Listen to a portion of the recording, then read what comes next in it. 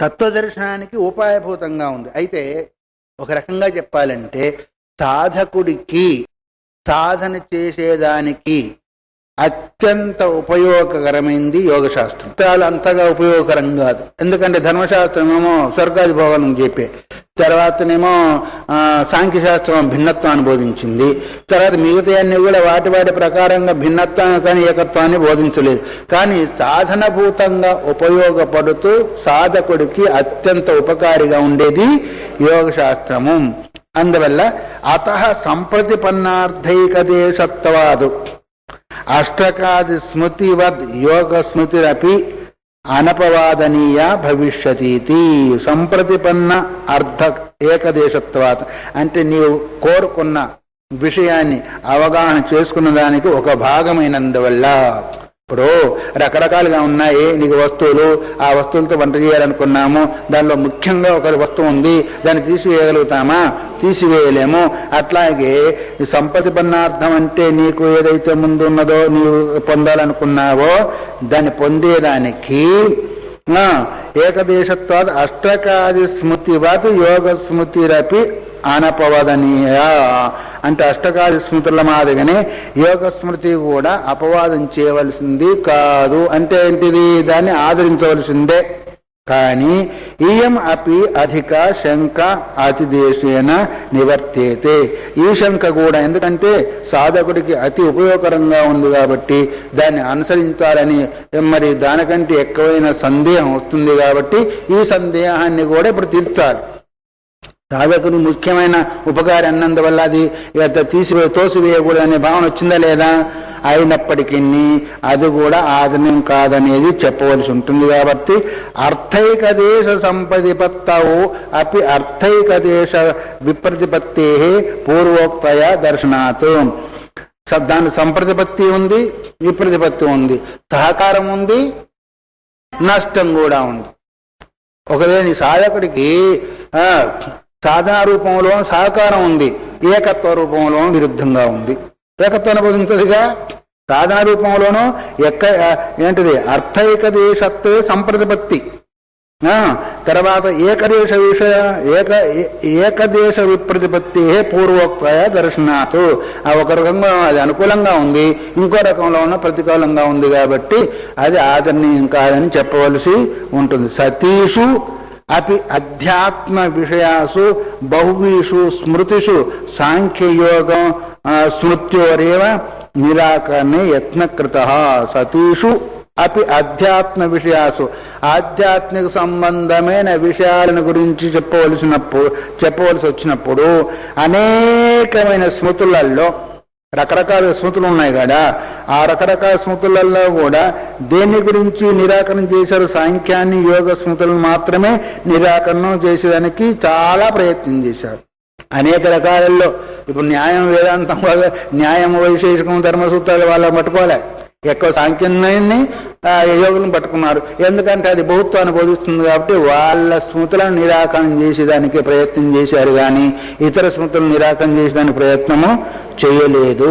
సాంఖ్యయోగౌ పరమ పురుషార్థ సాధనత్వేన లోకే ప్రఖ్యాతో. సాంఖ్యము, యోగము పరమ పురుషార్థానికి సాధన రూపములో అంటే అధిక ఉపయోగం. పరమపురుషాం సాధన అంటే పరమపురుషార్థం ఏంటిది? మోక్షము. మోక్షానికి సాధనభూతంగా అందరూ అంగీకరించారు కదా. ఎందుకంటే యమనియమాసం, ప్రాణాయాదులు వదలంతా కూడా అందరికి కావాల్సిందే. అందరూ అంగీకరించారు సాంఖ్యాన్ని, యోగాన్ని పరమపురుషార్థ రూపమైన మోక్షాన్ని సాధించడానికి. శిష్టైశ్చ పరిగృహీతౌ. సమస్త శిష్టులు అంటే ఒక రకమైన సిద్ధులు కానీ ఇంకోటి శక్తి కానీ కలిగిన వాళ్ళు కూడా పరిగృహీత. ఈ రెండు గ్రహించారు, ఈ రెండింటిని అనుసరించారు, ఈ రెండింటిని కూడా వాళ్ళు ఆచరించారు. లింగేన చ సౌతేన ఉపబ్రహ్మితవు. శృతి కూడా దాని గురించి చెప్పబడింది. తత్కారణం సాంఖ్యయోగ అభిపన్నం జ్ఞాత్వాదేవం ముచ్యతే సర్వపాశై.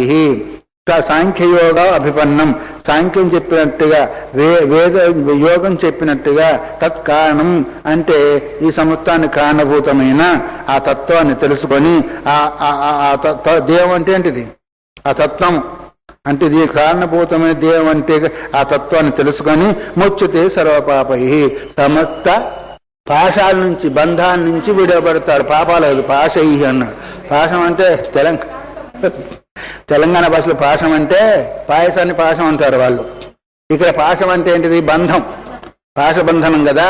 అందుకొరకు సమస్త బంధాల నుంచి విడబడతారు. అయితే ఇప్పుడు ఆ తత్వాన్ని తెలుసుకున్న దానికి సాంఖ్యం యోగం సాధన సహకారం వచ్చిందా లేదా? వచ్చింది. తెలుసుకున్న దానికి సాధనభూతంగా ఉందే కానీ ఆ తత్వం దాన్ని అట్లాగే అనుసరించినట్టయితే ఏమవుతుందంటే సమస్త బంధాలు పోవు, బంధం ఏర్పడేదానికి అవకాశము ఉంటుంది అని శ్వేతాశ్వతర ఉపనిషత్తు చెప్పింది. నిరాకరణంతో నా సాంఖ్య జ్ఞానేన వేద నిరపేక్షేణ యోగ మార్గేణ వా నిశ్రేషం అధిగమ్యతే. ఇది నిరాకరణ కింద చేస్తున్నామంటే సాంఖ్య జ్ఞానం చేత గాని యోగ మార్గం చేత గాని. ఎందుకంటే వేద నిరపేక్ష, వేదాన్ని ఒప్పుకోవే. వేదాన్ని ఒప్పుకున్నట్టయితే బాగానే ఉండదు. వేదానికి భిన్నంగా ఉంటాయి కదా సాంఖ్య జ్ఞానం కానీ యోగ మార్గం కానీ. వేదాన్ని నిరపేక్షించినందువల్ల నిశ్శేష మార్గాన్ని అంటే మోక్షాన్ని కలిగించలేవు. మోక్షం కలిగించేది ఏంటిది? ఒకటి అద్వైత వేదాంతం మాత్రమే. సాంఖ్య జ్ఞానమో మోక్షాన్ని కలిగించదు.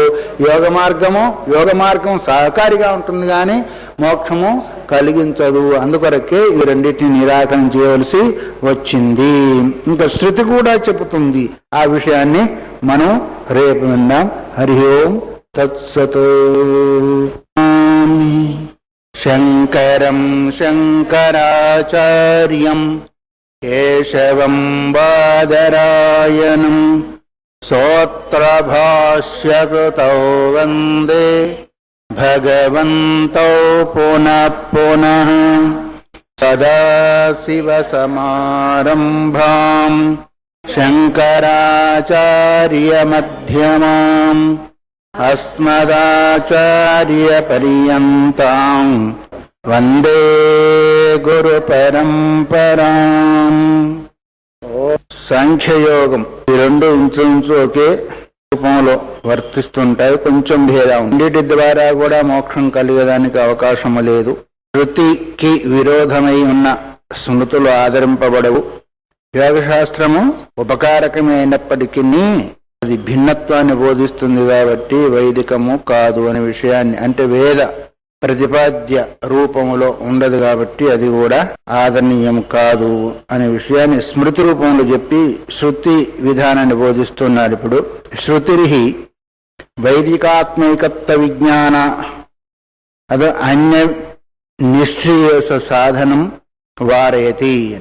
శృతి ఏం చెప్తుంది అంటే వైదికాత్మైకత్వ విజ్ఞానం అంటే వేదం ద్వారా ప్రతిపాదింపబడే ఆత్మైకత్వ జ్ఞానం ఏదైతే జీవ బ్రహ్మైక్య జ్ఞానం ఏదైతే ఉందో దానికంటే భిన్నమైన దాన్ని వారయతి అంటే నివారిస్తుంది. దీనికంటే భిన్నమైంది ఆదరించవలసిన అవసరం లేదనే ఉద్దేశం చేత. ఎలాగా?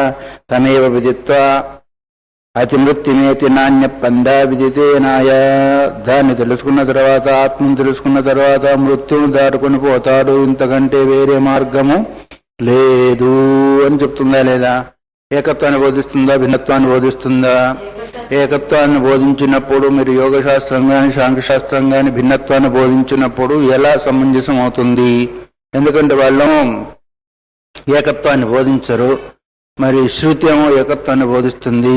అందువల్ల శృతికి భిన్నమైనందువల్ల వాళ్ళను తృణీకరించడం కాదు, శృతికి భిన్నమైనందువల్ల మరి అది ఆదరణీయం కాదు అనే విషయాన్ని గుర్తు చేసి ద్వైతినోహితే సాంఖ్యయోగాశ్చ నామ ఆత్మైకత్వ దర్శన. వాళ్ళెవరు? సాంఖ్యులు ఎవరెవరు? ఆత్మైకత్వ దర్శనులు కాదు, ద్వైతులు. వాళ్ళు అద్వైతులు కాదు. అద్వైతులు అంటే ఆత్మ పరమాత్మ ఒకటనే భావాన్ని వాళ్ళు ఒప్పుకోరు. కాబట్టి శృతికి విరుద్ధమైందా? శృతి అనుసారమైందా? శృతికి విరుద్ధమైంది కాబట్టి ఆత్మైకత్వ దర్శన నా వాళ్ళ ఆత్మైకత్వ దర్శనులు కాదు, భిన్న దర్శనులు కానీ ఏకత్వ దర్శనులు కాదు. యత్ దర్శనముక్తం తత్ కారణం సాంఖ్యయోగాభిపన్నం ఇది. అది కూడా దర్శనమే కదా.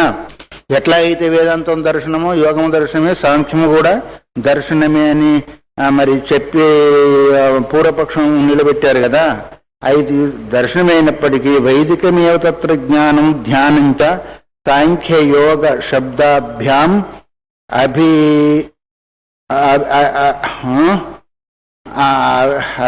అభిలప్యతే ప్రత్యాసక్తిరీత్యా అవగంతవ్యం.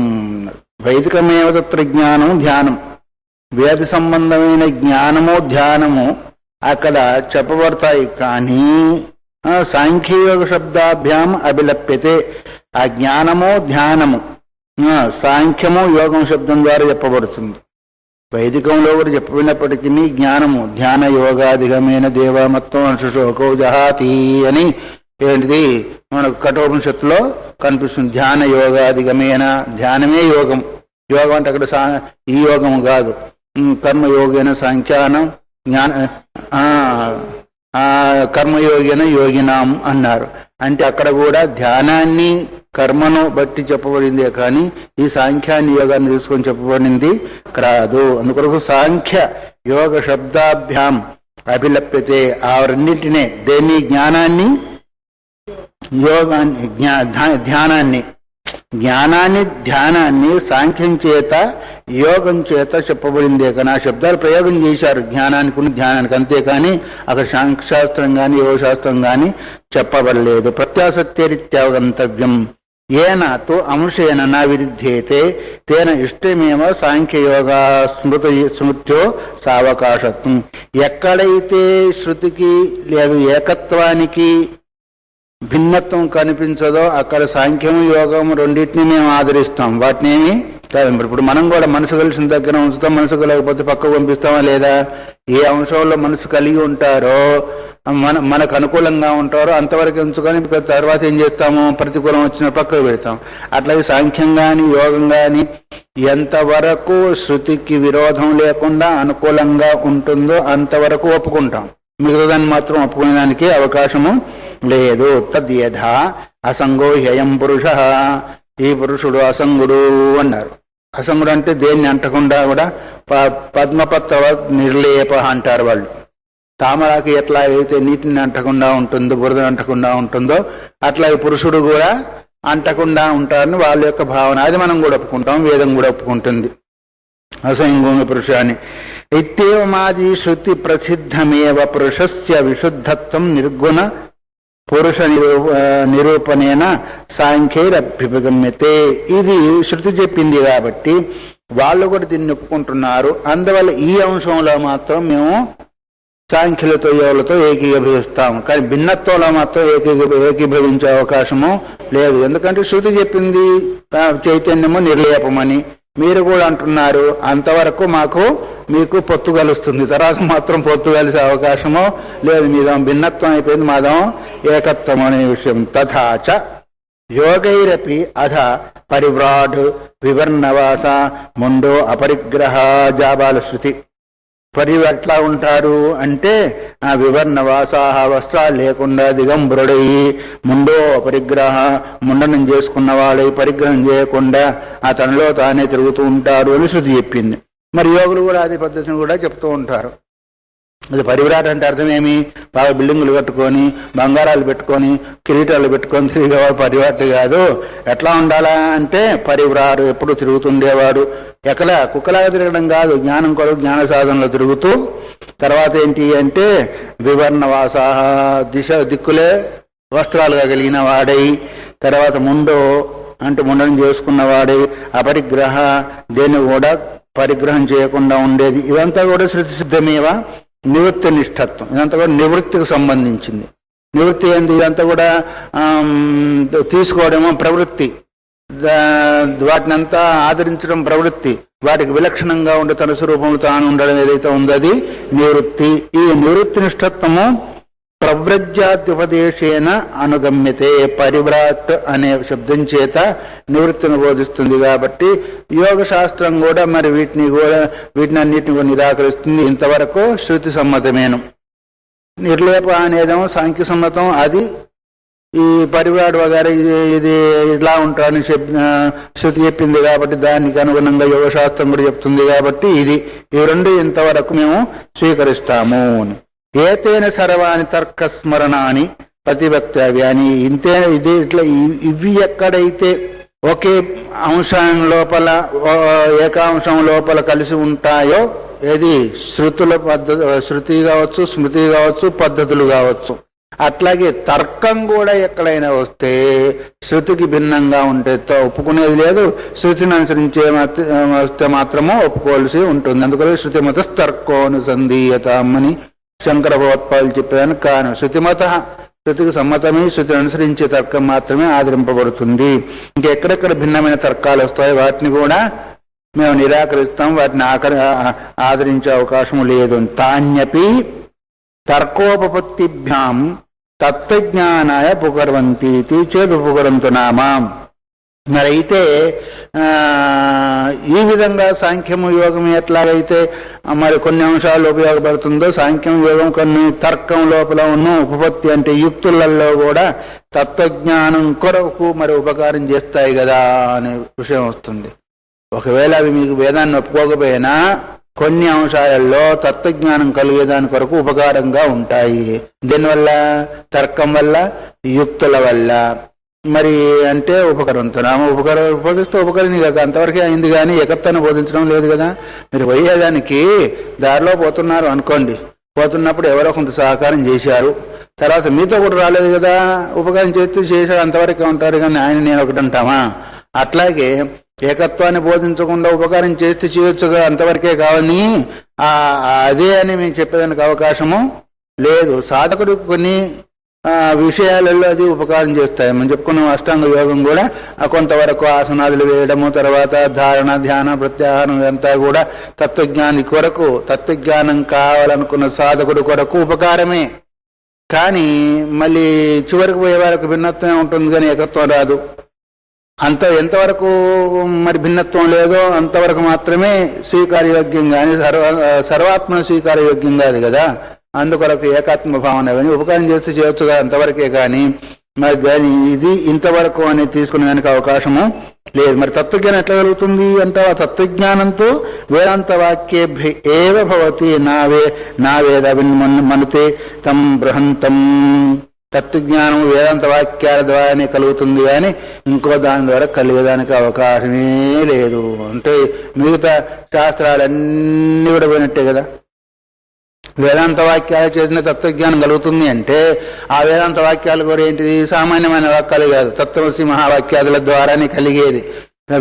వేదాంత వాక్యాలు ఎన్నో ఉన్నాయి, అయితే అవన్నీ కూడా తత్వాన్ని బోధిస్తున్నాయి. ఇటువంటిది అని అనాదరణం అని కాదు. అయితే మొత్తానికి ఎట్లా అయితే తత్వజ్ఞానం ఎలా కలుగుతుంది అంటే, యథార్థ స్వరూప జ్ఞానము వేదాంత వాక్యాల చేతన కలుగుతుంది, కానీ మిగతా వారి చేత కలగదు. దాని శృతి ఏం చెప్తుంది అంటే, నా వేదవిన్ మనుతే తం బృహంతం. వేదం తెలియని వాడు ఆ తత్వాన్ని మననం చేయలేడు అని. అంటే వేదాంత వాక్యాలు తెలియని వాడు ఆ తత్వాన్ని మననం చేయలేడు అంటే వేదాంత వాక్య ప్రతిపాద్యమే కానీ ఇంకోటి కాదు అనే విషయం తెలిందా లేదా? వేదాంత వాక్యాల ద్వారా మనం జరుగుతుంది, కానీ వేదాంత వాక్యాలు లేనందువల్ల దాన్ని మనం చేయడం లేదని.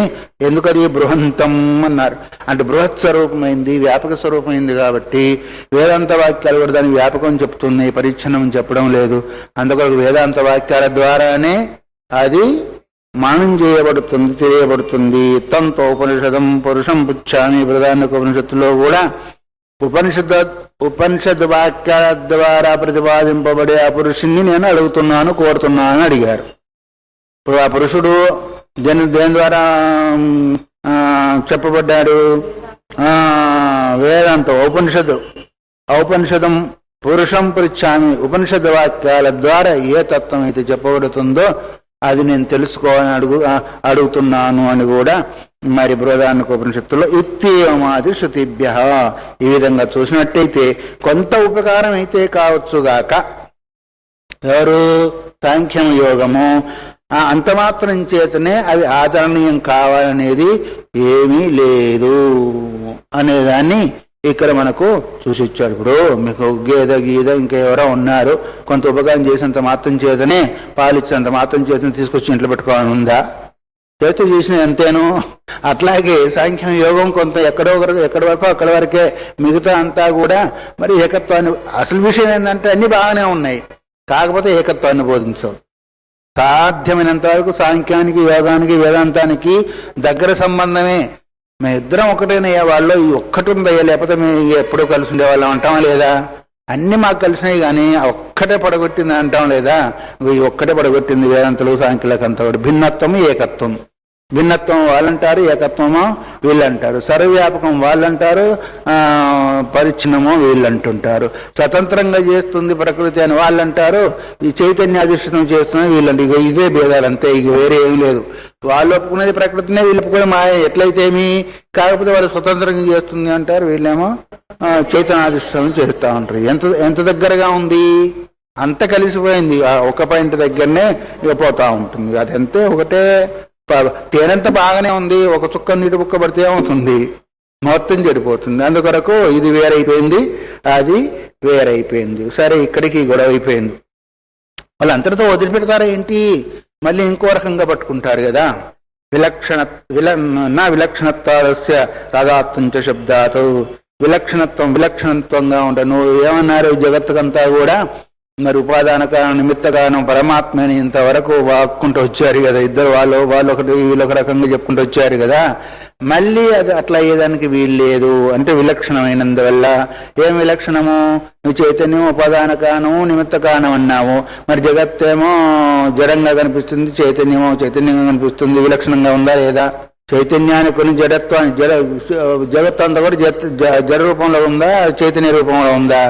జడ రూపంలో ఉంది. మీ చైతన్యము, దానికి దీనికి లక్షణాలు కలిసినాయా, వేరుగా ఉన్నాయా?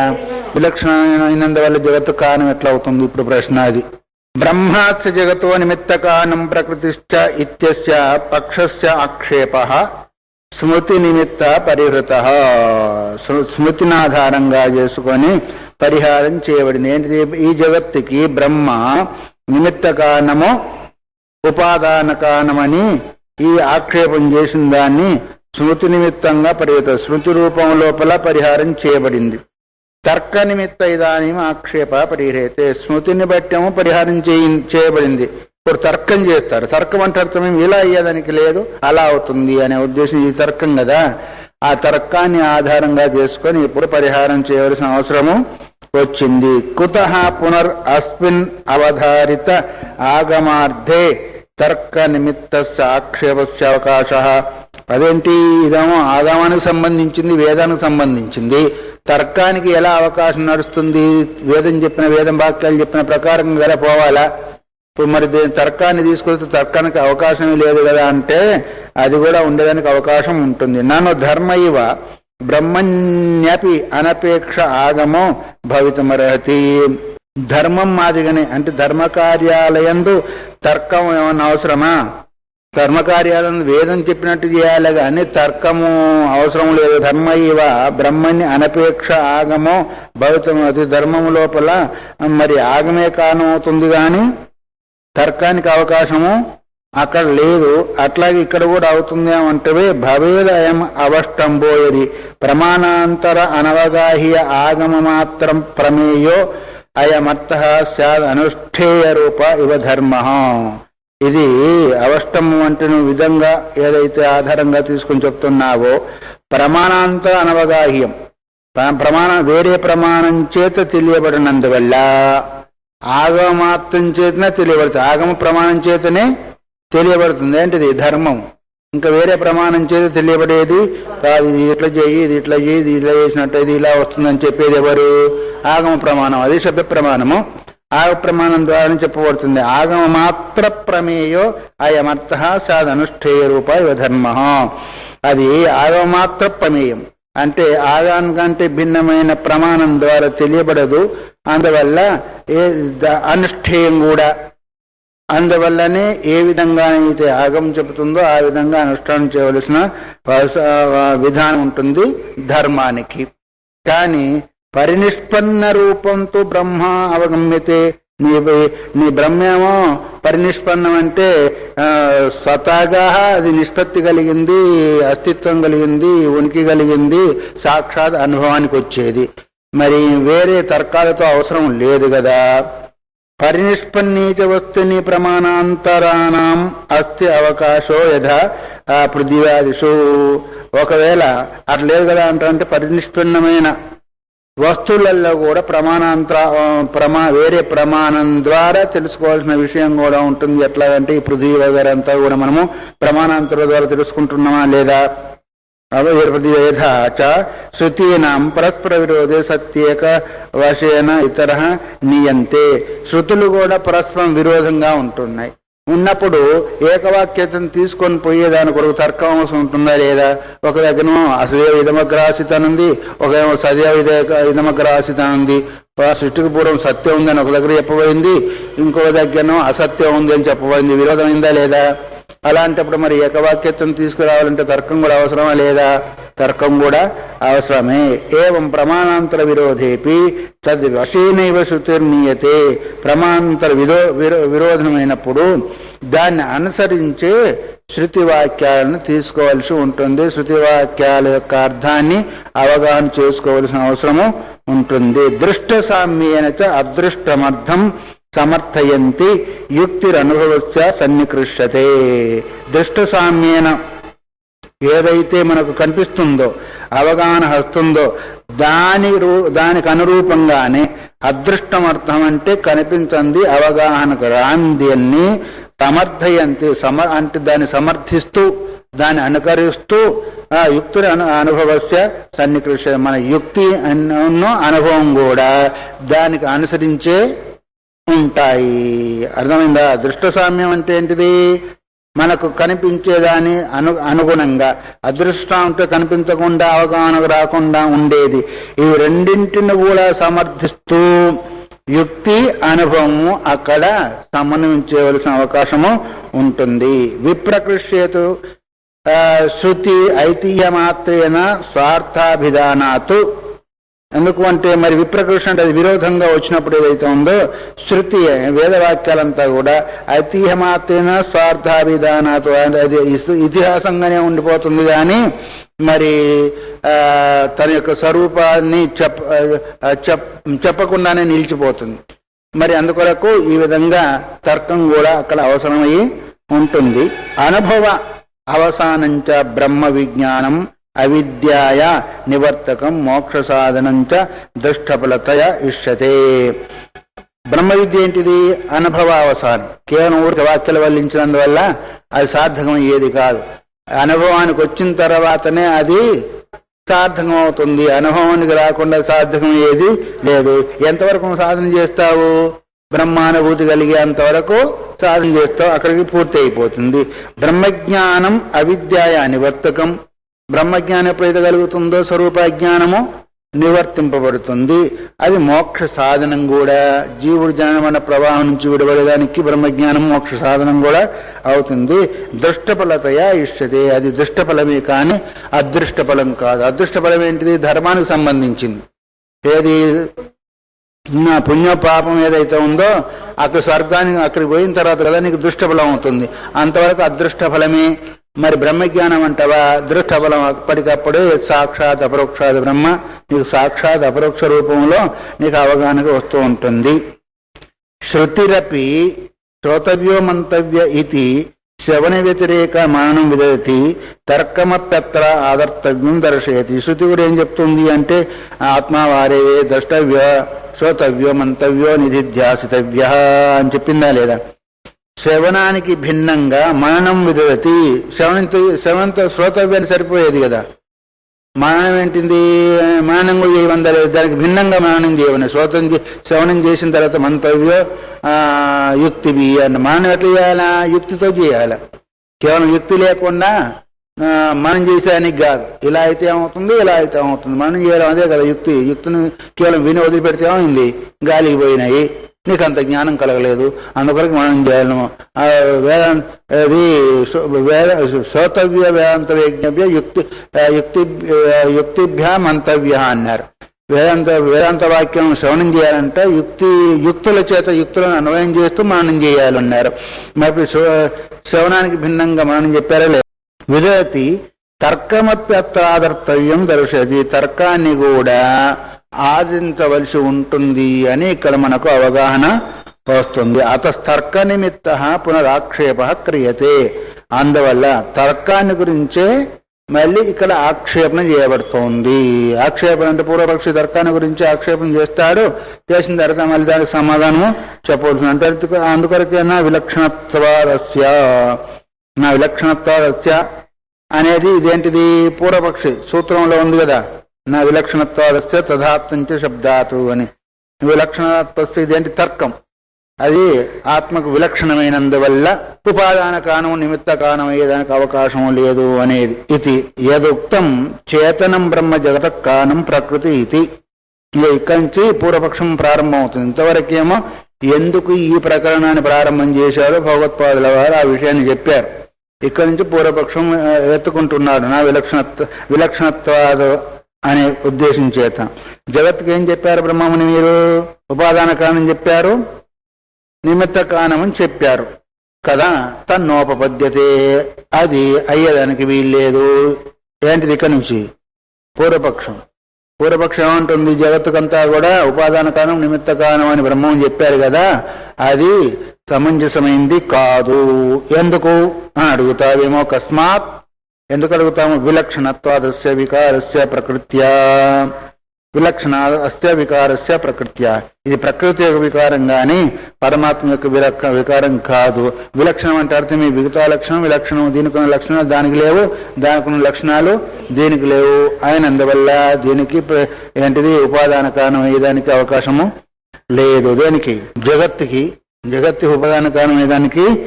ఇదం హి బ్రహ్మ కార్యత్వేన అభిప్రేయమానం జగత్ బ్రహ్మ విలక్షణం అచేతనం అశుద్ధం చ దృశ్యతే. జగత్తు బ్రహ్మ కార్యం అన్నావు కదా, బ్రహ్మ యొక్క వికారం అయితే ఈ జగత్తు ఏంటిది? అచేతనము అశుద్ధము ఉందా లేదా?